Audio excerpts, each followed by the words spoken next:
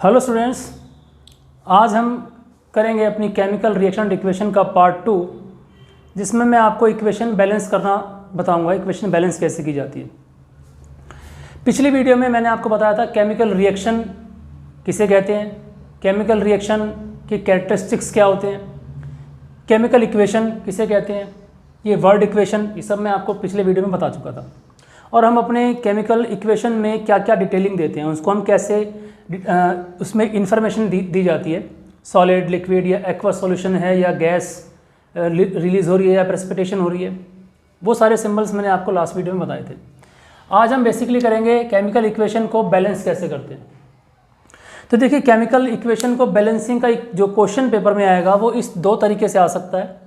या तो आपको केमिकल फार्मूला डायरेक्ट दिए होंगे या स्टेटमेंट, इसको हम कहते हैं वर्ड इक्वेशन।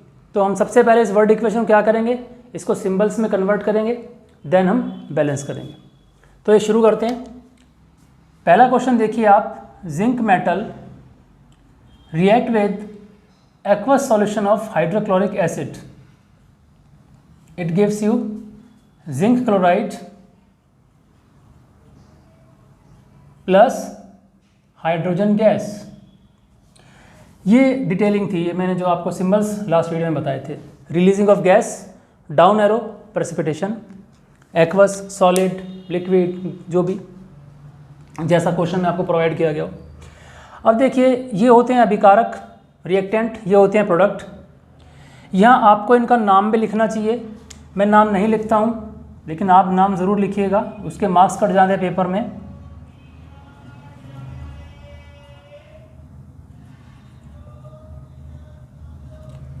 जिंक क्लोराइड और हाइड्रोजन। अब देखिए, हमें इस इक्वेशन को बैलेंस करना है। तो बैलेंस करने के लिए एटॉमिक थ्योरी है कि atom can neither be created nor be destroyed. Atom जो है वो ना तो आप उसे बना सकते हैं ना आप उसे ख़त्म कर सकते हैं। सिर्फ किसी भी केमिकल रिएक्शन में क्या होता है, एटम्स की रीअरेंजमेंट होती है। यानी एटम्स जितने पहले होते हैं रिएक्शन से, उतने ही रिएक्शन के बाद भी होते हैं। ये लॉ है।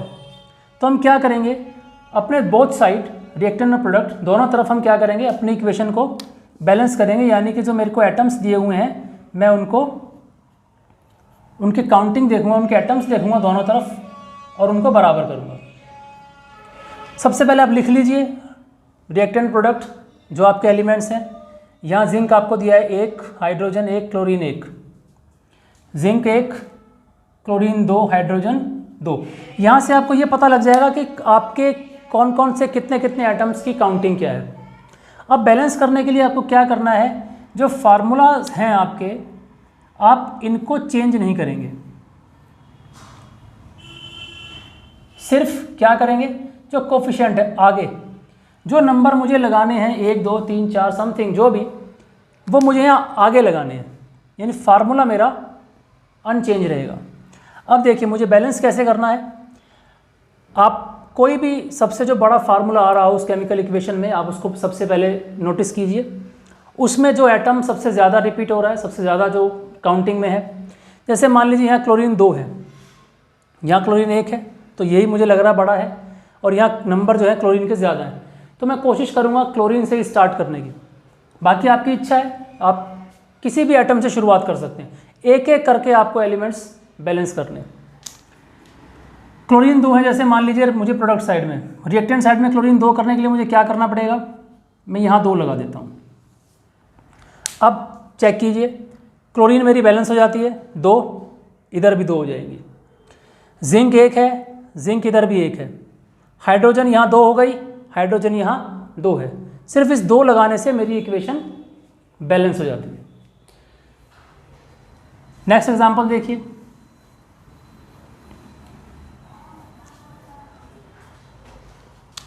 Carbon dioxide gas pass through lime water. Lime water का फार्मूला बच्चों, calcium hydroxide CaOH whole twice, ये एक्वस सॉल्यूशन होता है। CO2 ये गैस है, ये आपको बना देगा कैल्शियम कार्बोनेट। कैल्शियम कार्बोनेट एक सॉलिड होता है, यानी ये प्रेसिपिटेट है, ये डिजॉल्व नहीं होता, इसलिए डिपॉजिट हो जाता है। इसको मैं ऐसे भी लिख सकता हूँ, या मैं इसको सॉलिड भी लिख सकता हूँ ऐसे, प्लस H2O लिक्विड। अब देखिए बैलेंस करेंगे, कैल्शियम, ऑक्सीजन, हाइड्रोजन, कार्बन। यहाँ भी आप लिख लीजिए प्रोडक्ट साइड में कैल्शियम, ऑक्सीजन, हाइड्रोजन, कार्बन, 1 3 और 1 4, हाइड्रोजन 2, कार्बन 1। यहाँ देखेंगे हम कैल्शियम 1, ऑक्सीजन है, देखिए ब्रैकेट के बाहर 2 है, दैट मीन्स ऑक्सीजन और हाइड्रोजन दोनों 2 हैं, 4 2 1। ठीक है। अब देखिए इसमें हमको बैलेंस करना है, पहले काउंटिंग चेक कीजिए। यहाँ देखिए आप क्या है, ये ऑलरेडी बैलेंस है, यहाँ मुझे कुछ भी बैलेंस करने की ज़रूरत नहीं है क्योंकि मेरे सारे एटम्स कैसे हैं, सेम है, जितने रिएक्टेंट साइड है उतने ही प्रोडक्ट साइड भी हैं, तो इसको मुझे बैलेंस करने की ज़रूरत नहीं है। हम नेक्स्ट देखेंगे। नेक्स्ट क्वेश्चन आपको ऑलरेडी फार्मूलाज दिए हैं कंपाउंड्स के। एल्युमिनियम की रिएक्शन हाइड्रोक्लोरिक एसिड के साथ बना AlCl3 plus hydrogen gas. Aluminium, hydrogen, chlorine, product side भी आप लिख लीजिए, एल्युमिनियम, हाइड्रोजन, क्लोरीन 1 2 3, ये एक ही है। अब देखिए बैलेंस करना शुरू करेंगे। इसको पकड़ा, यहाँ देखा कि ये 3 है, सबसे बड़ा यही है, तो इसी से शुरुआत कर देते हैं। पहले 3 इधर क्लोरीन है, इधर क्लोरीन सिर्फ एक ही है, तो क्या करें क्लोरीन को बैलेंस करने के लिए यहाँ पर 3 कर देते हैं। इससे मेरी क्लोरीन बैलेंस हो जाती है 3 3, लेकिन हाइड्रोजन कितनी हो गई 3, और यहाँ हाइड्रोजन है 2। अब देखिए ये ओड नंबर में, इवन नंबर में, तो आपको कोई ऐसा मल्टीपल देखना है जिसमें कि दोनों मेरे बैलेंस हो जाएं। अब जैसे यहाँ हम ले सकते हैं, सपोज इसको मैंने यहाँ पे 3 कर दिया, तो मेरे पास हाइड्रोजन हो गई 6, तो मैं यहाँ 6 करने के लिए क्या करूँ। अब देखिए क्या हुआ, हाइड्रोजन 6 हो गई है, हाइड्रोजन 6, मेरी हाइड्रोजन बैलेंस हो गई है, लेकिन जो मैंने पहले क्लोरीन बैलेंस की थी वो अनबैलेंस हो गई है। तो क्लोरीन के लिए क्या करें, क्लोरीन 6 हो गई है, यहाँ क्लोरीन 3 है, तो क्या करें 3 2 जा 6, क्लोरीन भी 6 हो गई। अब एल्युमिनियम हो गए 2, यहाँ एल्युमिनियम 1, एल्युमिनियम 2 हो जाते हैं। तो इस तरीके से आप स्टेप बाय स्टेप एक एक करके एटम्स को बैलेंस करेंगे, उनकी काउंटिंग बराबर करेंगे। क्लियर है। और देखिए next example, SO2 plus sulphur dioxide, hydrogen sulphide, H2O water plus sulphur. अब देखिए यहाँ सल्फर कितना है आपके पास 2, ऑक्सीजन 2 और हाइड्रोजन भी 2। यहाँ हाइड्रोजन 2, ऑक्सीजन 1 और सल्फर 1।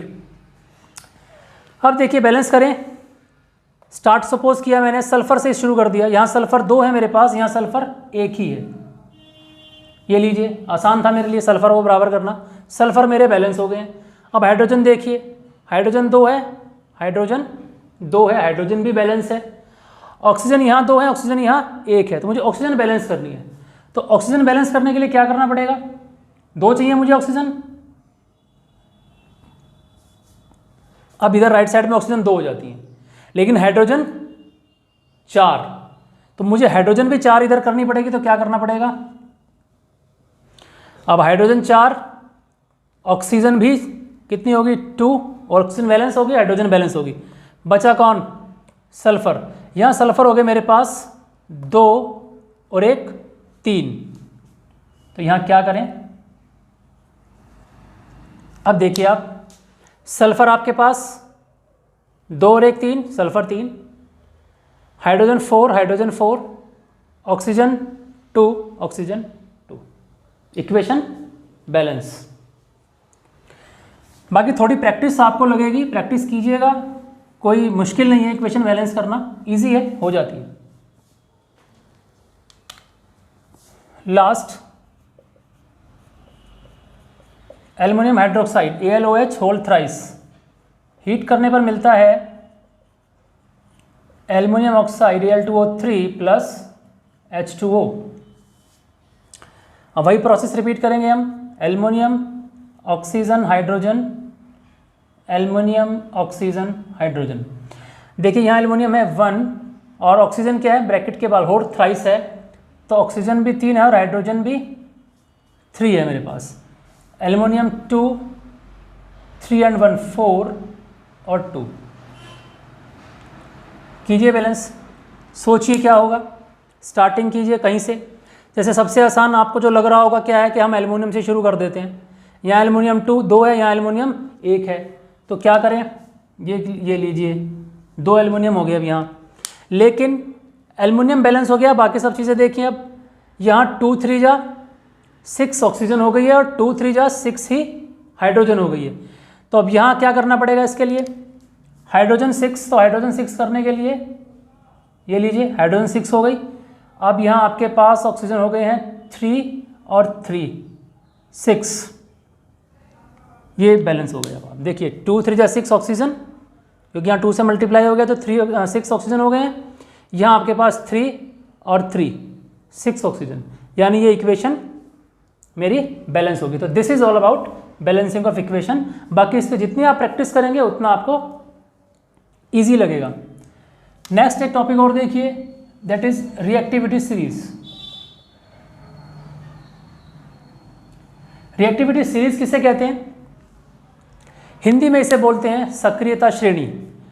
क्या होती है सक्रियता श्रेणी, जब हम एलिमेंट्स को, तत्वों को उनके घटते सक्रियता के अनुपात में लिखते हैं, यानी कि जब हम when the elements are arranged in the decreasing order of their reactivity, तो वो कहलाती है, ये सीरीज जो बनी है कहलाएगी रिएक्टिविटी सीरीज। इसमें जो एलिमेंट सबसे ऊपर है वो सबसे ज़्यादा रिएक्टिव है, जो नीचे जैसे आप नीचे जाते जाएंगे एलिमेंट्स की रिएक्टिविटी, उनकी सक्रियता घटती चली जाएगी। यानी ये गोल्ड Au, इसकी रिएक्टिविटी, इसकी सक्रियता सबसे कम है, इसकी सबसे ज़्यादा है। इसका इस्तेमाल हम करेंगे जब मैं नेक्स्ट वीडियो में आपको कराऊंगा केमिकल रिएक्शन के टाइप्स।